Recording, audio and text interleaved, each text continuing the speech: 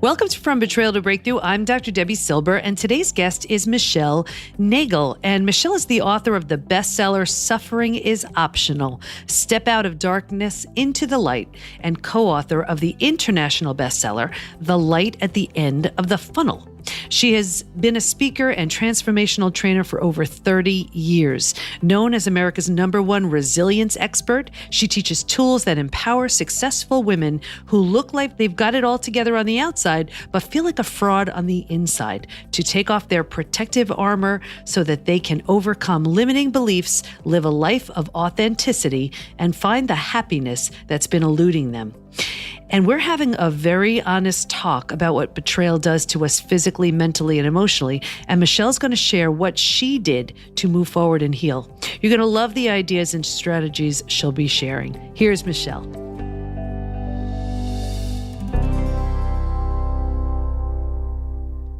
Hi, everybody. I am so excited today because we have Michelle Nagel with us, and we're going to be talking all about how to roar to win. And she's going to talk about what roar means and everything having to do with what that has to do with healing from betrayal. So welcome, Michelle. We're glad to have you.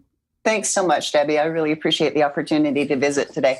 Oh, thank you. So let's just get started with diving right into that. So what does roar mean? Where did it come from? ROAR it means resilience, optimism, accountability, and resourcefulness. And it came out of my desire to try to figure out, what does it take to be happy? What does it take to really feel like you've got a handle on the world and you can deal with whatever comes your way? And where did it come from? I made it up. Okay. Was there an experience that made you say, oh, you know what? I want to learn how to be more resilient or something? I mean, was there something that happened or an experience? Yes, actually. I have had a rather challenging life. I had a very abusive childhood. And then when I met my husband, I felt like all of my prayers had been answered, and it was my happily ever after. It's like, you've gone through this huge challenge, and now the rest of your life is going to be really good because you've got this wonderful man to stand by your side. And a year and a half ago, this wonderful man decided that he wanted to run off with his business partner. And I didn't see it coming. It was like I was totally blindsided. I felt like I'd been hit by a truck and had a steamroller that parked on my chest. So the betrayal that I felt from this man that 2 days before he left me, we were walking hand in hand down the street and had made love that night. It was just so incredibly painful. And I had to find a way for myself to be able to heal. Yeah. And everybody listening right now who's been through a betrayal experience like that, they all describe it physically, just like you did, with that feeling of having the wind knocked out of you, being punched in the gut, like you can't breathe, you can't make any kind of sense out of it because it's such a shock, especially something like you said. I mean, here you were just a couple days before and everything appeared to be okay. So you know what? So after this experience, how did you wrap? Because this was actually not even so long ago. Did you physically? Did you start having any physical symptoms or mental and emotional? I mean, what went on? Oh heavens, yes, I did have physical symptoms. I had a great. Well, first of all, I got pneumonia. Pneumonia is a manifestation of grief. If you have anything that goes on with your lungs, it usually means that you've got tremendous grief. And I thought I was going to die, and I didn't particularly care whether I did or not. I had no reason that I could find to live.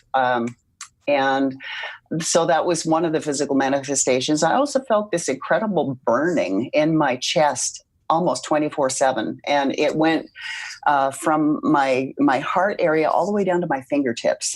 And I could tell the days that I was most stressed when it would burn the hottest. Mm. And that was kind of a scary sensation. I wasn't really certain what was going on with that. And then I started having problems with my heart. My heart started doing, it would have palpitations and it would start racing. And it was just, the whole thing was just really terrible. And I also lost 35 pounds in a month. Wow. Because I couldn't eat. Every time I tried to eat, it's like the part of my brain is going, Michelle, you've got to do something because you're going to not survive here. Mm-hmm. And every time I would try to eat, I would throw up. Yeah. So I was simply unable to function as a normal human being for quite some time. And, I have to go back to what you said about the heart, because heartbreak is just a word until you experience it. But I remember that feeling distinctly. I mean, I didn't have the burning, but that feeling of, I had never felt pain in my heart, physical pain in my heart, except for when I was betrayed. And it truly is a physical, besides, of course, the emotional feeling, but it really is a physical feeling. So I can absolutely relate to what you're saying, and I'm sure the listeners can too. So what now? So here you are, you're in this position, you're blindsided. I mean, that's the word. And physically and mentally and emotionally, how did you become resilient coming from a scenario like that? It was very interesting because even though in one part of my brain didn't really care whether I lived or died, I went down into the darkest, deepest place I've ever been in my entire life, in spite of everything that I've been through. I had never been suicidal in my entire lifetime, but I was coming up with a plan. I was trying to figure out how to write the letter. I was doing all that stuff, which was really kind of scary for me because that's not who I am at the core. And yet I was so out of control. And so what I needed to do, or what I did is I learned a technique called HeartMath. And I learned that because it's all about the heart. And I didn't want to interact with my heart because my heart hurt.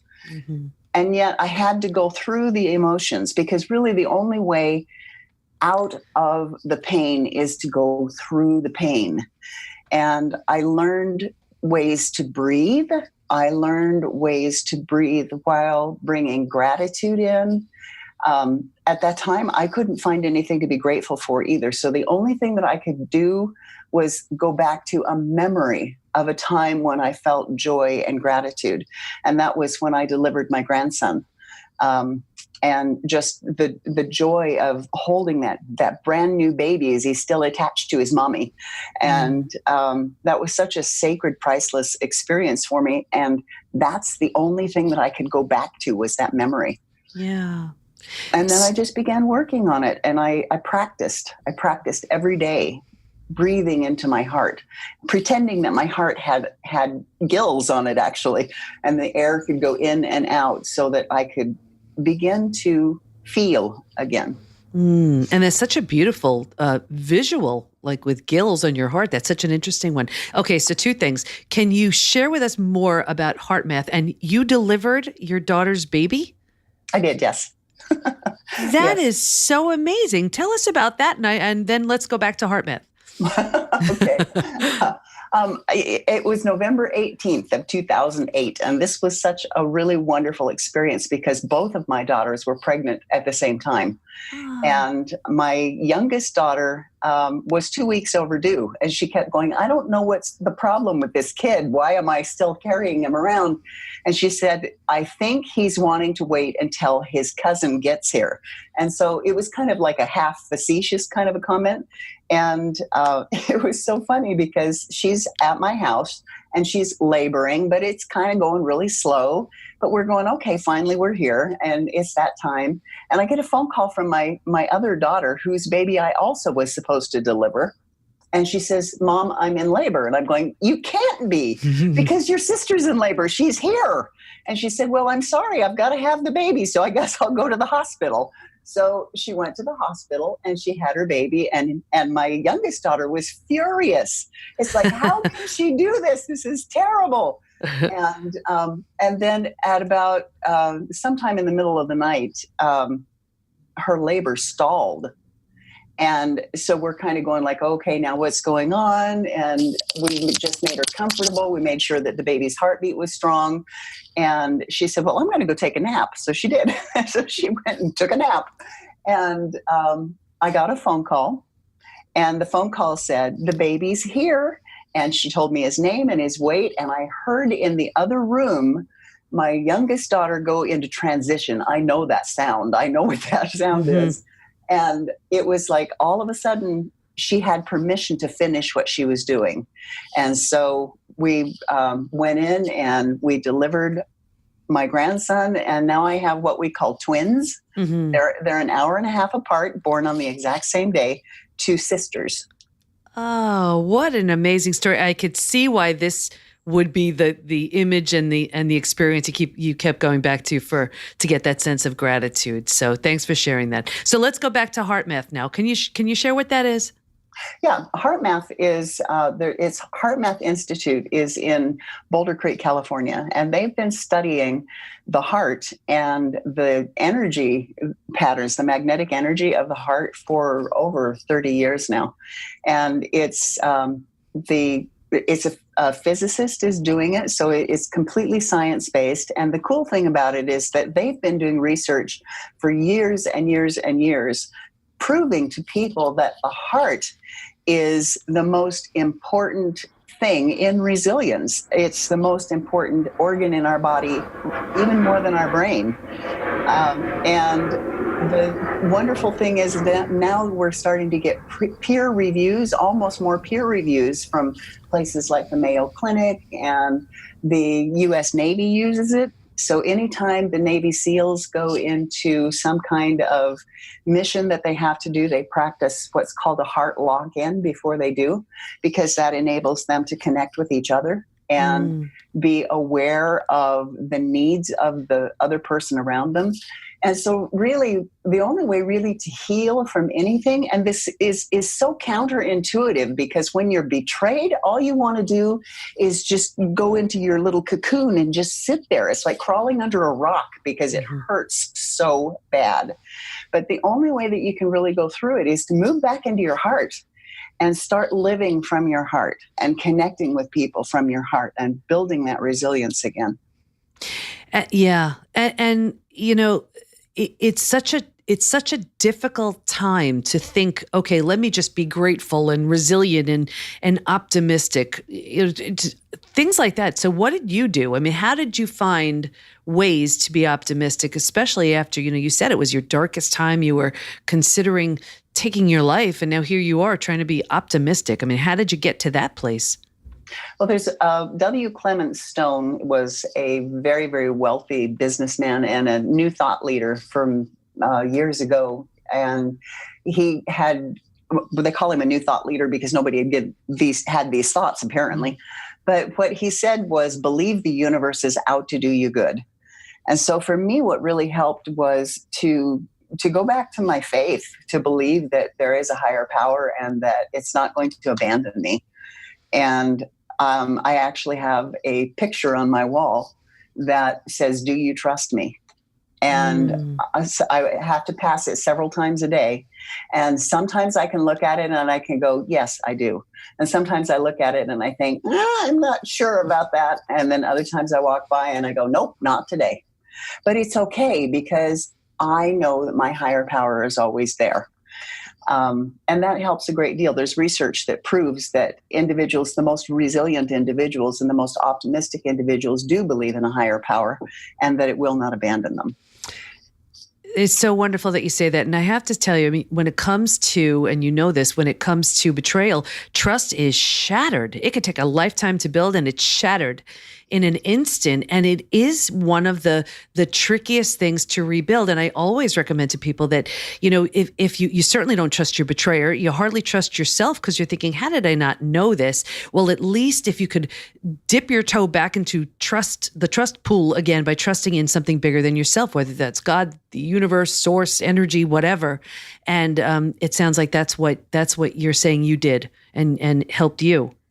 Yes, absolutely, it did. Yeah, wonderful. So with something like betrayal, when someone betrays us, it can be tricky because, here we are where they did something that was against the rules, let's just say.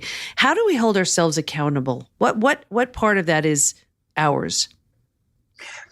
It's really actually very interesting because I've been going through some counseling with regards to my betrayal. And a lot of the stuff, I was trying to say to the counselor the other day, I accept responsibility for the part that's mine. And she said, I don't know what you're talking about. And I said, well, I know that I wasn't always at my best. And there were times when perhaps I was cranky and, I know that I made mistakes. And she said, stop right there. This is not yours. This is all his. And I thought, wow, that's really interesting because she's really good about calling us on this is mine and this is yours. But this really is all his. This is his crap. It's not mine. And so where I hold myself responsible is how do I respond to it? So how do I treat him? When I have interactions with him, how do I respond to him? Do I behave badly? Do I curse at him? Do I, want to throw rocks? Well, yeah, maybe I do want to throw rocks, but I choose not to. And so I figure that my interactions with him say more about me than they do about him, because what he did is inexcusable. And I don't care what he was going through in his life. There's no excuse for what he did. The way he chose to handle it, that's all his, and it was not a good way to do it. But how I accept my responsibility for it is how do I respond to what life has given me? Mm-hmm. And do I choose life? Well, yeah, I do. I decided that I would choose life. I would choose to live. That was a choice that I had to make when I was in that really, really dark place. Do I want to choose to take my life or do I want to choose to live? And I realized that I had just been given the opportunity to connect with people on another level and on a deeper level. Because now I had a friend who, she went through a horrible, horrible divorce and her children abandoned her and she couldn't take it anymore and she took her own life. And before I would say, oh my goodness, how could anybody ever get to that point? And now I can go, oh my gosh, I know exactly how she got to that point. And I know exactly how she felt. And so I can look at this horrific experience that I've had as an opportunity for me to grow and expand and have more compassion for people and learn to trust myself and my higher power and the people that I know that I can trust. Right. Michelle, I love so many things about what you just said. And the idea of it's really hard when clearly we were following the rules. We didn't, we were agreeing and abiding by the whatever the agreement was within the marriage or whatever. So you're taking responsibility for your response, not for his actions, but for your response. And of course there's, anger there and whatever. So to get to that point of acting as your highest self, because there are, I'm sure there were times where you wanted to say certain things or do certain things. Walk us through, what did you have to do to mentally and emotionally change whatever it was in you? So by the time it came out of you, it was a different message than it would have been had you just been responding from your ego, let's just say. Mm-hmm. Well, actually, that would have been a reaction, not a response, because that's the difference of the knee jerk is the reaction kind of a thing. A response is what you actually take a moment to breathe before you say something. So the first thought that comes in your mind oftentimes is not our best thought or our best self. And you just kind of take a moment and it sounds, as I explain it, it sounds like it takes forever and like there'll be these long pauses between conversation or whatever. But what you do is decide beforehand, this is how I'm going to behave around this individual. I shared my life with this person. I share children with this person. And that is still precious to me. I mean, those memories are still precious to me. His behavior now at this point is a complete stranger. I don't have any idea who he is. And so how would I want to treat a stranger? How would I like somebody to treat me? And if you just take the moment to pause before you say something, that's how you do the response. You respond rather than do the knee-jerk reaction. Wonderful. And let's talk a little bit about resourcefulness, because it really requires new resources and once you've been betrayed. So do you have any suggestions or tips as far as resourcefulness goes? Yeah. Resourcefulness, we look at resourcefulness, and that's such an odd word. It's like, why on earth would I choose that one as part of being able to find happiness? But it has to do with redesigning your focus and your attention. There's something called the Bader-Hoff-Minor syndrome, which is if you become aware of something, you suddenly then get to see it more often. So imagine that you were going to go buy a new car and you've not seen one of these cars before. And oh my goodness, it's a cool looking car. And so you go to the dealership and you buy the car and you drive off the lot. And all of a sudden you see these cars everywhere. And did they suddenly materialize? No, they were always there. It's just that your attention and your focus has shifted. And so when your attention and your focus shifts, then you'll be able to see more of what is out there, because everything that you need is already here on the planet somewhere. You just have to be able to shift your focus. So the best thing that you can do is sit down and write what your life is going to look like in the next 5 years, and write down in detail, absolute intricate detail, what it looks like, who you're going to, where you're going to live, what your professional life is going to look like, what your life with your family is going to look like, what kind of romantic relationship you might have. Write it all down in detail, and then read it every single day. And as you do that, it put it in positive terms. And also do I am statements. I am is the two most powerful words in the world, because they will shift and mold you. I am. So I am love. I am joy. I am desirable. I am, just something, whatever it is that you want to attain in your life. Turn it into an I am statement as though it already exists in you.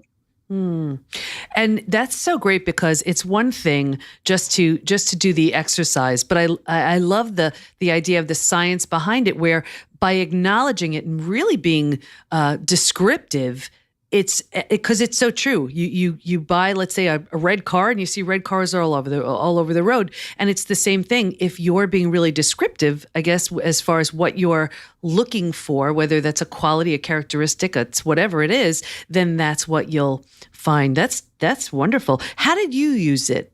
What was your experience? I've used it because right at the moment, I'm not interested in having another romantic relationship. I'm just not going to do that for a little while. I'm going to take time to heal myself further and to discover who I am, because after spending so many years with somebody, you kind of just, develop these habits, and they may not be who you really are. And so what I'm doing is I am exploring, who is Michelle? What does Michelle really want? And I'm in a position in my life where my children are all grown. There's nobody here except me and the dog. And, she's pretty self-sufficient as long as there's a lap for her to sit on.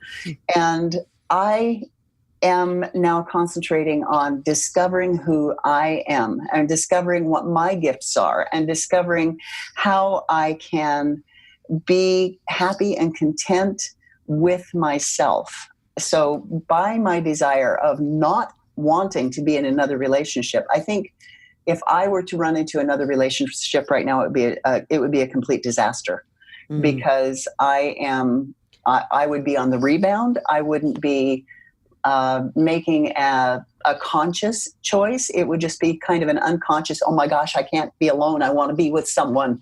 And then that would be a whole bunch of other problems as well. So right now, I'm using resourcefulness to discover who I am and discover what I want. What do I want out of life? And I write down my things, if this is what my life looks like, and then I read it again and I go, is that really what I want? And if it is really what I want, then I leave it there. And if it isn't, I tweak it a little bit. So for now, it's a personal growth time. Yeah. And I love that you said that too, because so often women and men too, I guess, just want to get into another relationship because they just want that feeling to go away. But it needs to be healed. And it's such an important time to explore. And it's really true. If you've been in a relationship for a long time, you don't even, so often we don't even know who we are anymore, what we like, what we don't like. And it's a great time just to heal what needs to be healed and grow and make some new decisions. And I know one of the most important pieces around that is forgiveness. Can you talk a little bit about forgiveness? Yeah. There's forgiveness for a whole bunch of people. You need to forgive the betrayer, which doesn't mean excuse them for what they've done, because what they've done is horrific. It's as my son called it, reprehensible. It really is a horrible thing that this individual has chosen to do. But on the other hand, you can think, well, they must have had something going on. They must have been in pain, and this is the only way they could figure out how to fix the pain. Just try to have a little empathy for them, a little compassion for them, and forgive yourself is really important too. For the first couple of months, I was going through oh my goodness, if only I hadn't said, and oh no, if I hadn't done. And, I figured so many ways that I could just beat myself up. And then I realized that that's not particularly healthy. And if there was something that I was doing that was less than stellar in my behavior, then that's something that I can take with me in my working through process of my growth process. I don't want to do that anymore. That didn't work, obviously. But when I look at my former husband, he's living a life that I would never choose for anybody. And I know that he's living a life that is against all of his own principles. He's totally betrayed his own moral compass. He's got to deal with that. I don't have to deal with that. And having compassion for him, I know it's going to bite him in the butt eventually. It's going to come around, because what goes around comes around. I mean, there really is a reason that saying is around. Yeah. And all I can do is I can say, I'm really sorry that you made this choice. It was the wrong choice. But in my case, I can say, I love you and blessings on your journey.